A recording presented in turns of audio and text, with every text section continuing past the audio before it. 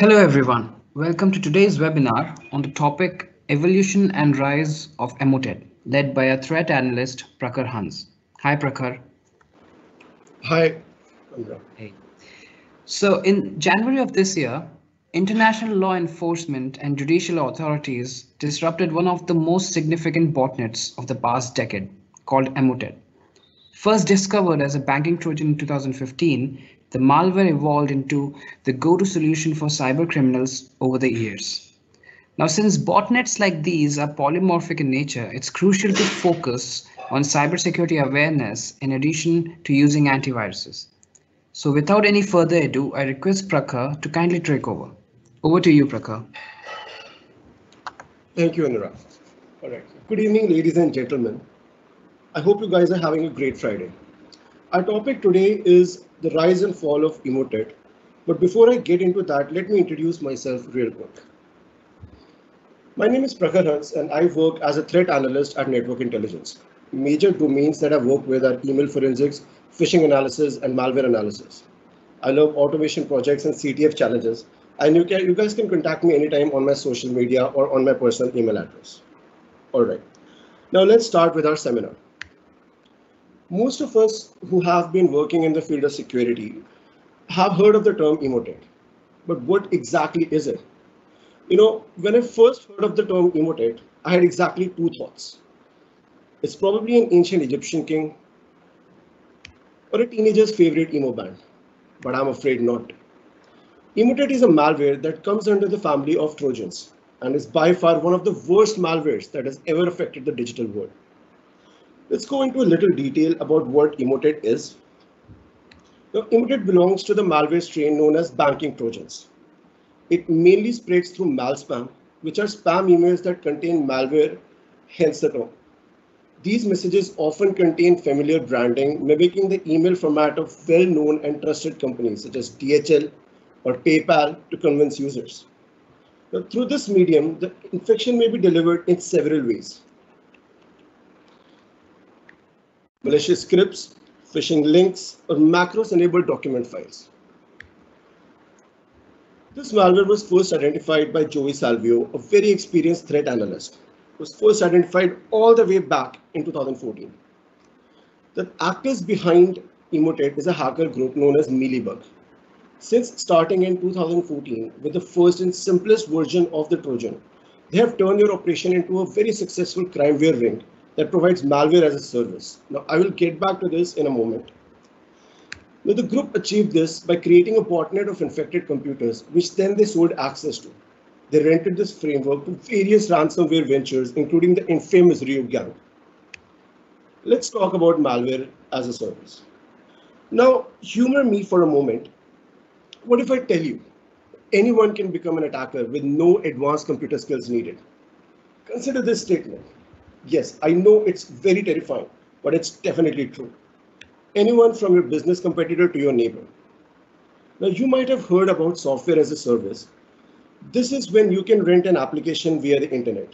You don't need to install it on your computer, so all the maintenance headache is on the provider, not you. Slack and Dropbox are major examples of software as a service. Now, malware as a service is a criminal version of software as a service, a type of organized cybercrime, you might say. But instead of offering legitimate services, malware as a service enterprises rent malware to their customers on a subscription basis. Thus, anyone, regardless of their technical skills, can launch a cyber attack using the ready-made codes provided. They are even regularly updated, just like legitimate software. Let us now dive into the main part of the webinar, the evolution of the malware Emotet. There are mainly four versions of the malware that we have seen over the years. Version 1 of Emotet originated around May 2014 as a banking Trojan, which at first was only known to load its own banking module targeting German and Austrian banks. Version 2 was detected in fall 2014, when it began using an automatic transfer system and had a modular structure with a spamming module, banking module, and various other modules. Now, I'll explain what a module structure means in a future slides. Version 3 of Emotet appeared in January of 2015, containing stealth modifications designed to prevent its detection by anti-malware defenses. and soon began targeting Swiss banks. Version 4 was initially observed around December 1st, 2016, spreading via the RIG 4.0 exploit kit. Proofpoint researchers observed it spreading via emails with links to zipped executables and JScript in February 2017. Starting in April 2017, Emotet began consistently distributing this version in high volume campaigns. This version does not use its own banking module, but primarily loads other modules and third-party banking malware. Okay. So now here is where things get really interesting. As you can see on the screen, this is a little timeline of the evolution of Emotet, which I will be describing in detail in just a moment. Now, let me tell you a story. About 7 years ago, in the year 2015, in a land far, far away, and by that I mean Germany, we saw the first occurrence of Emotet. Joey Salvio, as I mentioned earlier, had published her initial analysis of Emotet malware on June 27, 2014. At that time, we were dealing with version 1. A new version quickly emerged in the autumn of the same year, and it brought a few improvements along with it.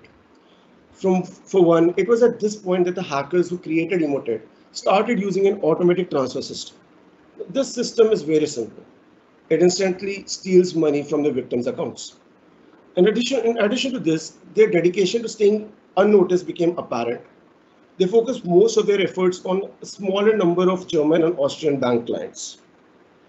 However, Emotet version 2 ceased its activity on December 10, 2014. This was the date when the last command from the servers was registered. The hacker group operating Emotet, that is Mealybug, returned in January 2015 with Emotet version 3. Although not entirely different from its predecessor, the updated variant came with a few additional features that made it even harder to detect. These included a new integrated public RSA key, as well as a partial cleanup of the automatic transfer system script. It was around this time that the hackers decided to diversify its attack portfolio, as the virus started to target Swiss banks along with its usual German and Austrian casualties. The year also marked its development into a more modular threat, adding distributed denial of service, that is DDoS attacks, and email login threats to its roster. Now, documentation regarding Emotet's whereabouts in 2016 is relatively lackluster.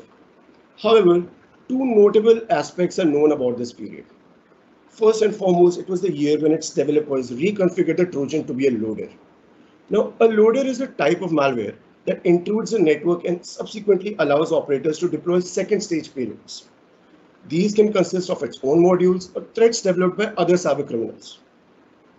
The second thing we know of Emotet in 2016 is that it reshifted its focus back on Germany and Germany alone.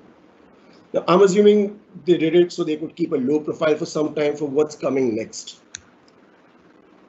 Now, 2017 was the year when Mealybug's malware as a service technique took off. The group was the first to deliver the iced ID banking Trojan through its infrastructure at this time. In the same year, Emotet was also observed distributing the TrickBot Trojan and the UmberCrypt strain of ransomware. Hackers using the virus also expanded their area of effect to include countries such as China, Canada, the United Kingdom, and Mexico in 2017. This was an interesting change of direction from the previous focus on the German-speaking sphere.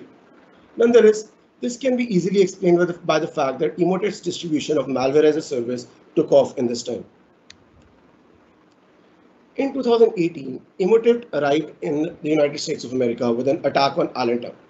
Now, other than this attack, which I will get into later, its activity during this year was somewhat inconsistent. Apart from a few malspam campaigns, the year was marked by radio silence. The main takeaway from 2018 is that the malware actors behind the threat strengthened their nefarious collaboration with TrickBot. Now, TrickBot is an infamous information stealing Trojan that exploited the same system vulnerabilities as the infamous WannaCry ransomware.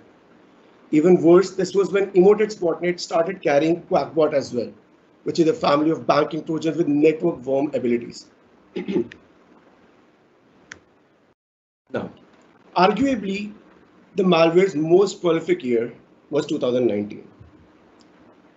Notable events in 2019 included high-profile attacks on several German institutions as well as the entire city of Frankfurt.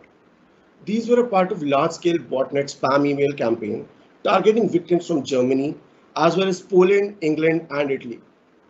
This operation was highly successful among prominent institutions and organizations due to its cunningly worded email subject lines, which talked about payments, invoices, etc. And this worked like a charm and tricked employees to open infected Microsoft Word documents. This initiated a macro that then downloaded Emotet onto the target network from compromised WordPress sites.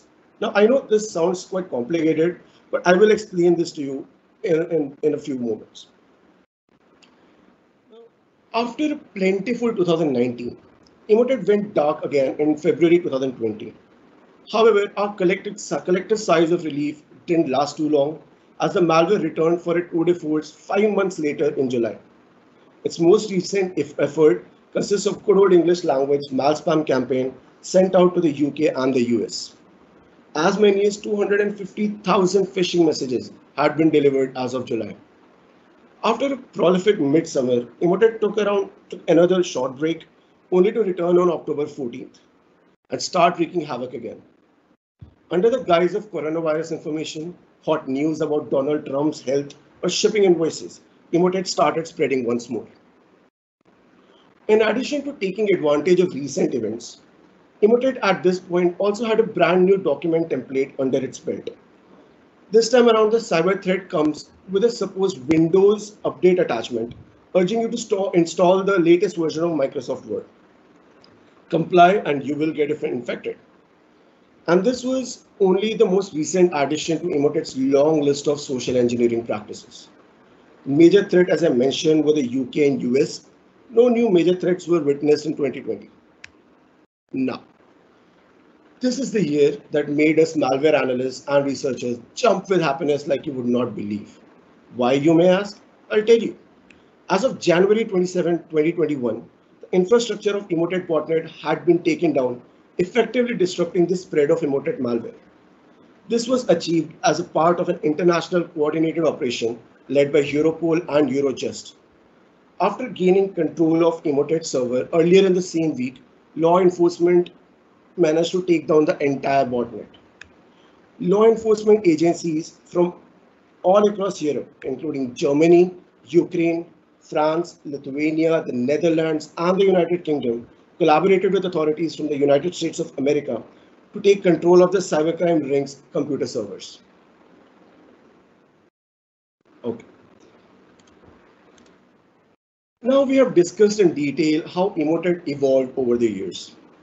Now let me tell you about some of the most notable attacks in the history of Emotet. In under 1 decade of evolution, Emotet gathered quite a few high-profile victims under its belt. Targets ranged from local governments and state institutions to private organizations.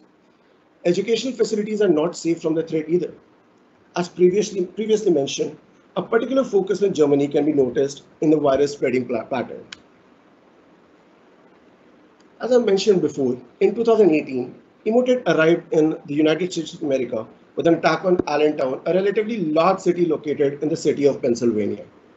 The city fell victim to an Emotet Trojan attack on February 13, 2018. As per its then mayor's statement, the virus infiltrated government computers and immediately started self-replicating. It then proceeded to steal all the login credentials it could get its grubby paws on, including the employee passwords. City's communications director stated that local administration paid Microsoft an emergency response fee of $185,000 to contain the damage promptly. Mayor subsequently admitted to an additional $800,000 to $900,000 being spent on mitigation efforts. As you can see, the city of Allentown paid upwards of $1 million to remediate the effect of Emotet. The spring of 2019 brought in bad news for Hazy Online, a renowned German publishing house based in Hanover. As per a statement published on its website on June 6th, the triggering event took place on May 13th, shortly before 3 p.m.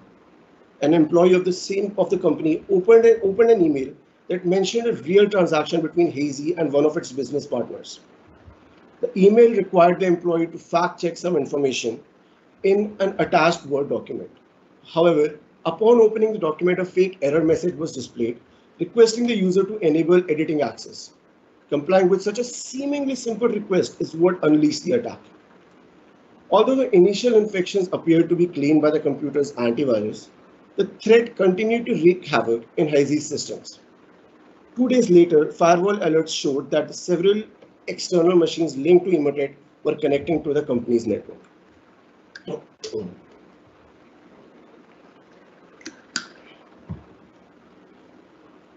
It comes as no surprise that the hackers deploying Emotet malware do not hold Lady Justice in any high regard. Their attack on Kammergericht Berlin is evidence of that. The KG is the highest state court of Germany city-state, dealing with criminal and civil cases alike.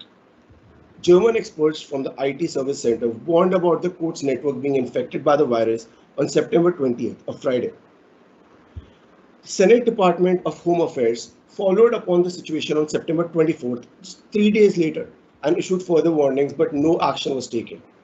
The Kammergericht Berlin network, containing 550 connected computers, was disconnected from the state system only the following day, on September 25th.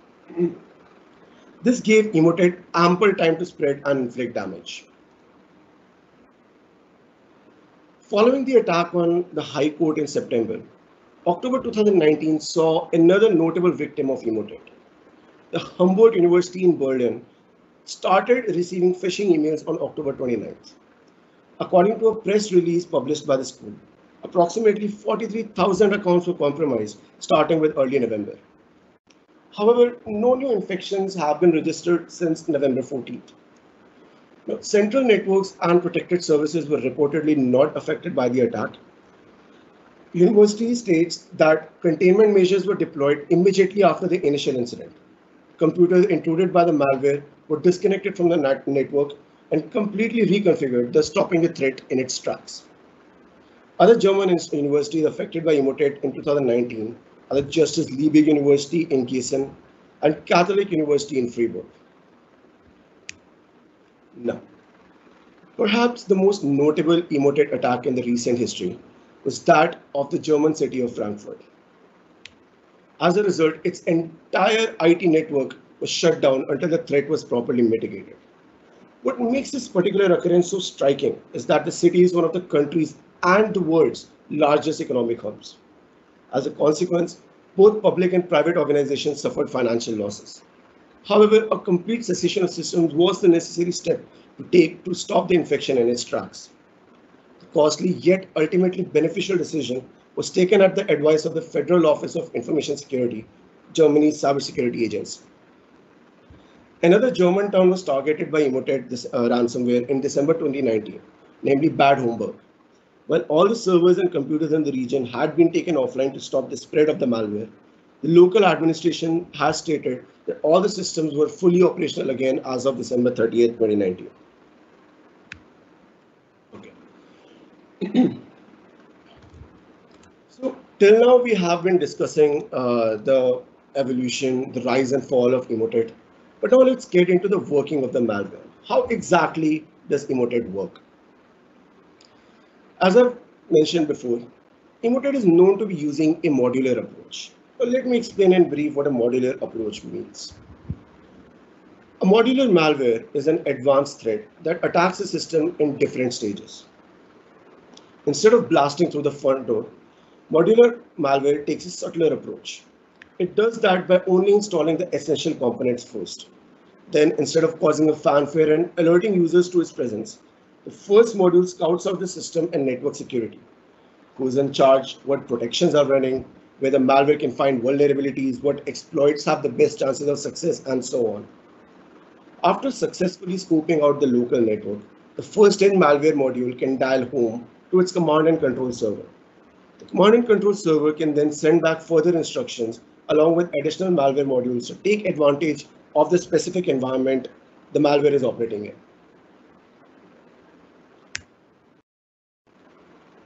Since its introduction, Emotet has used a number of modules. The main module obviously downloads other modules from the command and control server.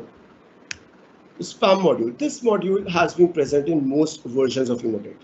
Spam module facilitates the continued spread of Emotet botnet by sending out emails with links or attachments that lead to the malware itself. Credential stealing. This module has also been present in most versions of Emotet. In version 4, that is the final version, it steals credentials from web browsers and mail clients using very easily freely available tools that is Mail Passview or Web Browser Passview.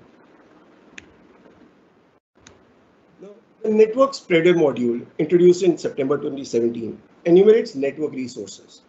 It attempts to connect to them as the currently logged in user before jumping onto the brute forcing part of the code. The brute force attack happens by enumerating available logins and attempting passwords from a hard-coded list or a dictionary. For every successful login, a file is copied into the network folder and a service is configured on the remote system to execute that file. Email harvesting. This module was introduced in October 2018. It exfiltrates email content from the infected machines to the command and control server. Specifically targeted components of email include the email subject, body, the name of the sender and the receiver, along with his or her corresponding email address. Address book steal. This module, first seen in 2017, performs a relationship analysis between the sender and the recipient in a current user's Outlook data file. It extracts the name and address list of each profile's address book, and then undergoes a recursive scan on each email stored in the data file. Information about each sender and recipient is extracted, which is then used to make inferences about the relationship. Then it is passed to the spam module so it can start spreading to all the contacts in the address book of that particular user. The DDoS module and the banking module are pretty self-explanatory, and they are no longer active. They were mostly used in the earlier versions of Emotet. Now, let's talk about some major methods of delivery used by the malware. We have already discussed the major delivery methods like malspam and others, but let's dive into them in a little detail. As with many threat actors monitored by researchers, Emotet leverages social engineering mechanisms to increase infection rates. They frequently use stolen branding and urgent subject lines in order to deceive potential victims. They also compose emails in the appropriate language for the targeted country. Emotet uses a variety of social engineering mechanisms and strategies, but the most common are described in the following slides.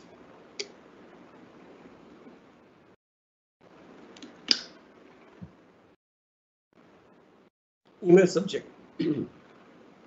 Emotet primarily uses generic subject lines that usually refer to transactions, payments, and invoices. Some examples you can see on the screen.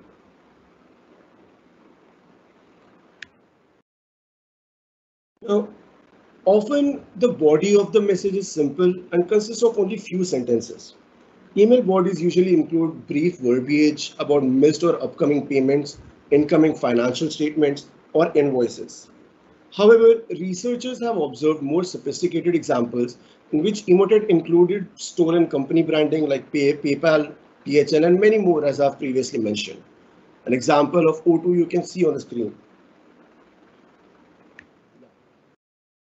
Coming to email thread hijacking. Now, this is my favorite method used by Emotet. Thread hijacking is a technique in which threat actors reply to existing benign email conversations with a malicious attachment or URL. Since early April 2019, Emotet began to consistently utilize this technique to distribute Emotet, sending what appears to be replies to legitimate emails.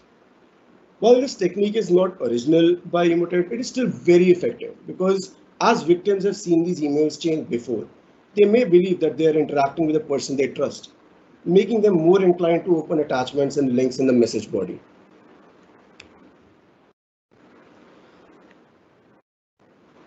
Emotet abuses the branding of dozens of high-profile companies, including them in the body of the email, Microsoft Word document attachments, PDF attachments, and in the malicious URL paths. Commonly abused brands include shipping companies such as DHL and UPS, telecommunication companies such as T-Mobile and O2, as you can see on the screen, online payment systems such as PayPal, large financial institutions such as TD Bank, Barclays, Royal Bank of Canada, and Sparkcase, as you can see on the screen. Emotet also drafts holiday-themed lures to target consumers during major holidays. Researchers have observed increase in the spread of Emotet, especially around Christmas, Thanksgiving, Black Friday, and Cyber Monday, likely targeting holiday shoppers. Now, as you can see on the screen there, these are some of the Word document templates that are used. I will show you an example when I come to the analysis part.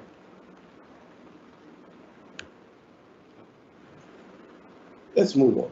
Now, let me explain how Emotet works from a behavioral point of view. To analyze a sample of Emotet, I use a virtual environment, mostly VirtualBox, with a Windows guest machine installed, so as to sandbox it from my host machine. This particular sample that I'll be showing you was sent in the form of a Word document. Now, as you can see, there is some text in the Word file. For a security personnel, this is already a red flag, but for the people working in other fields, this can be misleading. If you read carefully, it gives you certain instructions. Now, the instruction number 2 is asking the user to click on this enable editing option, and the third instruction is asking the user to click on enable content option. This enable content option that you can see on the top of the screen. Now, what this enable content option does is it enables the Word file to run macros on your machine. Macros is basically an automation system. It allows us to write programs, execute instructions, and automate certain things with a click of a button. Here, this macros can be set in Word, Excel, PowerPoint, all sorts of Microsoft programs. These instructions are written in Visual Basic for application or VBA scripting language. While this can be a very useful feature for developers, it can be used to spread malwares very easily, such as this Emotet. Now, when I click on this enable content, it will run some commands in the background.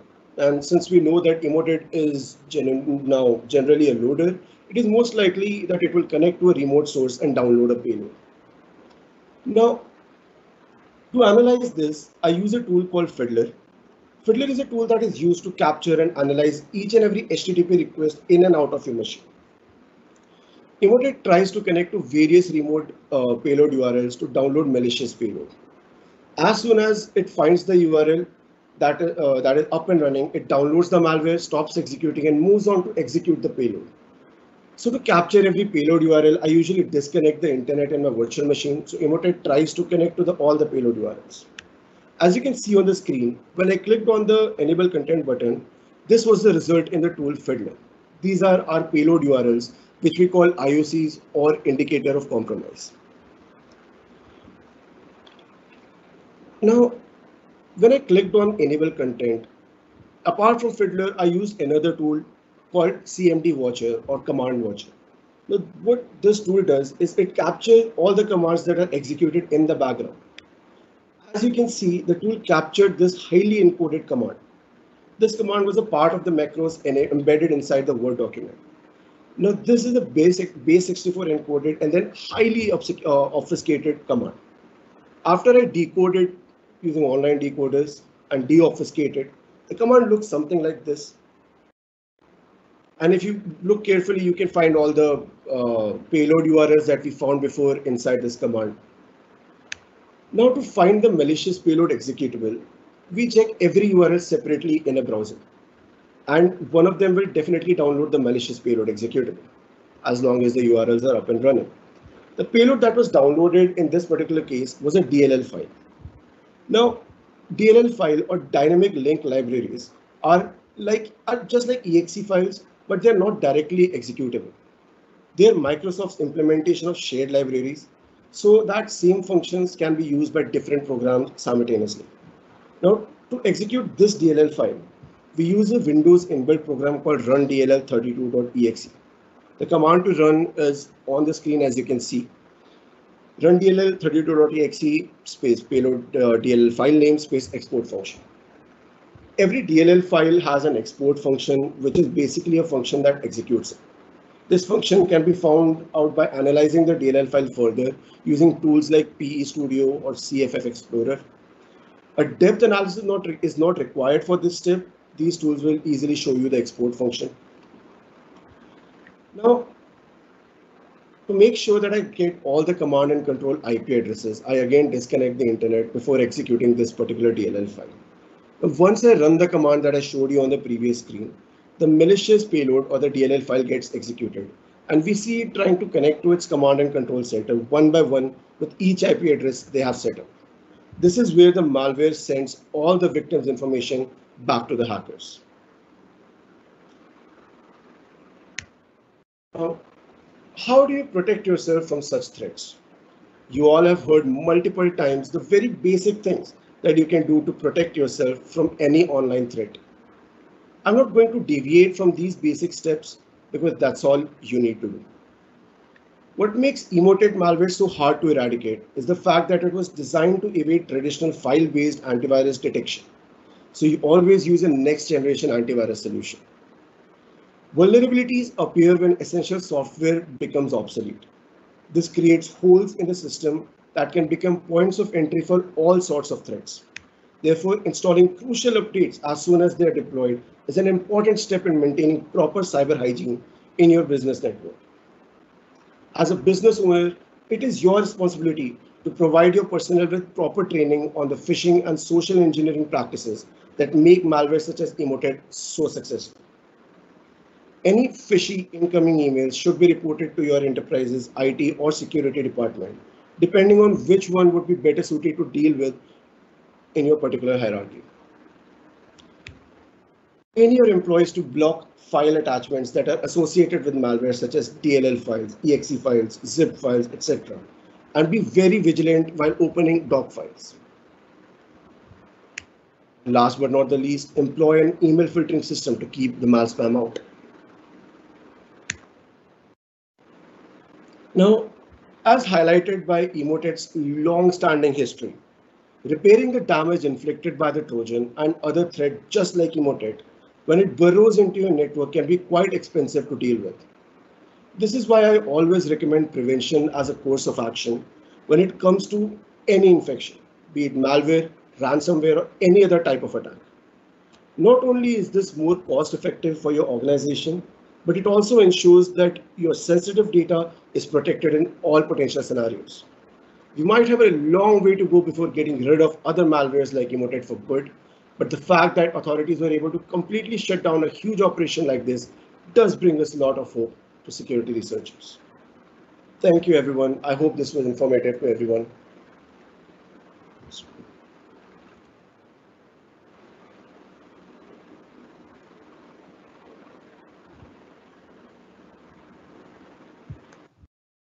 Okay, so now we are open to questions and answers section. The audience can post their questions and we shall try answering them.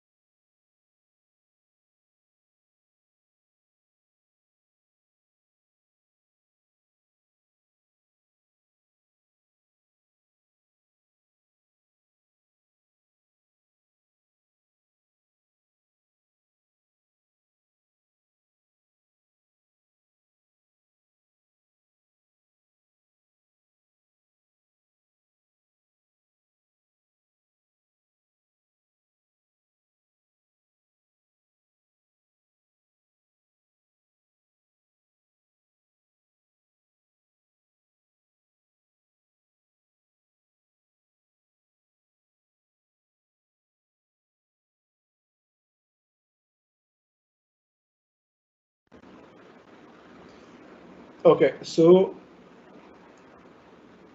first of all, somebody asked, how do I protect myself from Emotet? Now, as I've mentioned in my, I think, third last slide, that to protect yourself from malware such as Emotet, very basic steps are required. First of all, The most basic thing is never click on any URL or an attachment in any email that you get that you do not know the source of. So because Emotet uses mainly spam emails to spread, so definitely protect yourself from that.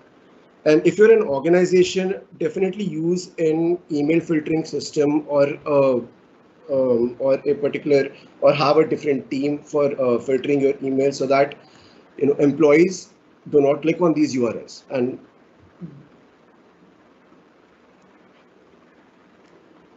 next question is how can we find payload URL? Okay, so I'm assuming you are asking about the payload URL that downloads the final payload malware.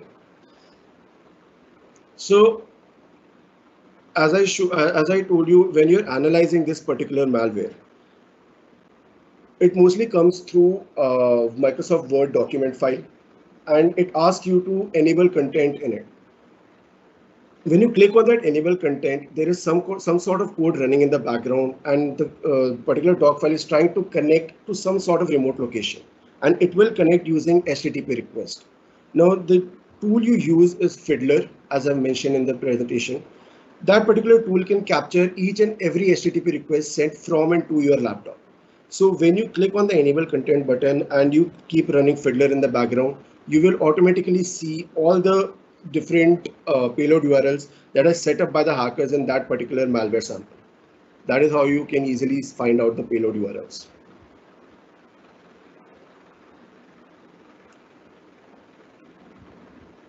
So somebody asked, what do I do if I'm infected? So basically, if you're working in an organization and your office machine is infected, definitely go to your IT department and they will take care of it. But if it's your personal machine, I would recommend to take a backup of all your data, keep a backup of all your data at any given point, and then get it to a security team or something and get your laptop reset, because that is the only way that you can remove the threat properly. Do you think Emotet would be a thing of the future even though its infra has been taken down? See, anything is possible in future, right? The entire botnet operation was taken down, but you never know. What if the hackers have a backup somewhere and they can give it to some other group of hackers? What if some other group of hackers figure out how the Emotet was created and create a duplicate? Anything can happen in future. So as of now, we are just happy that the current operation is shut down, and we are just hoping that nothing like this comes up again, but who knows? As you said, the Europol has brought down the Emotet servers. Do you think we still run the risk of getting infected by Emotet? Definitely, we still run the risk, because these Emotet samples are already in circulation, right? They have shut down the operation so that no new samples can be sent out. They have shut down the operation so that most of their servers are shut down.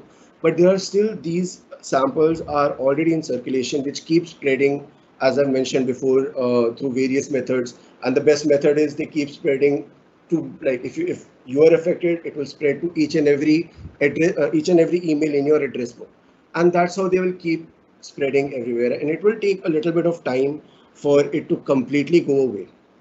So as of now, we cannot say that it will completely go away or when it will completely go away, but we can hope, because the original operation is completely done as of now.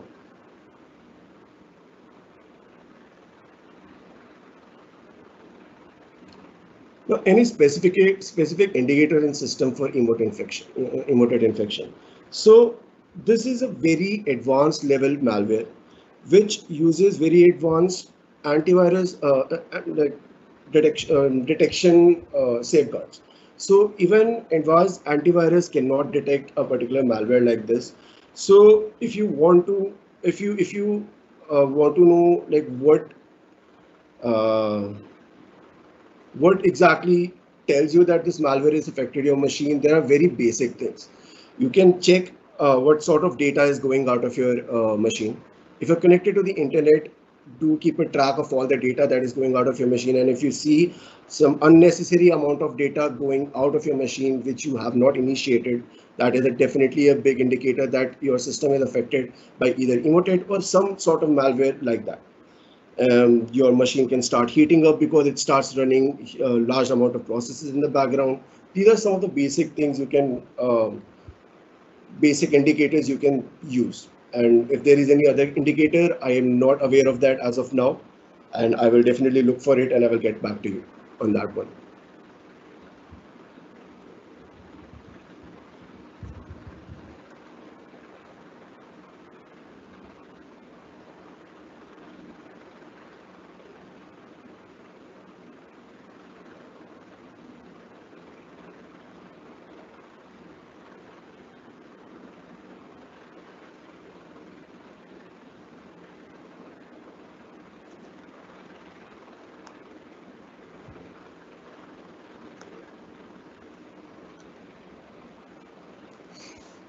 So Prakhar, there's one more question. If you can go to the news section. Okay. If you can just publish that.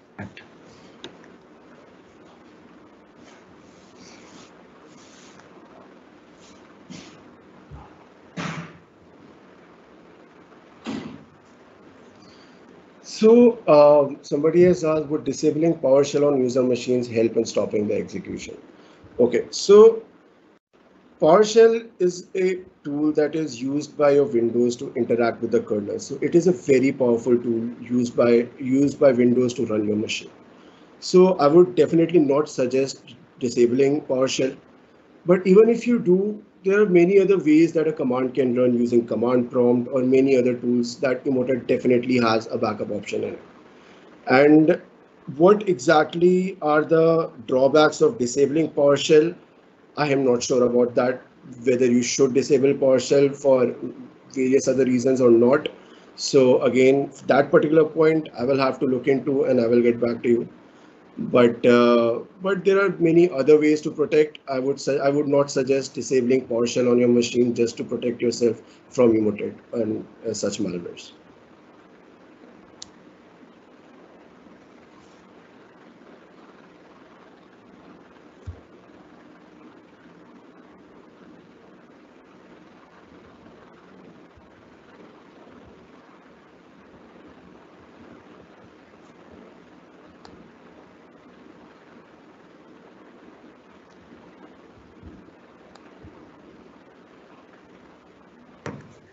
So Prakhar, I guess there are no more questions.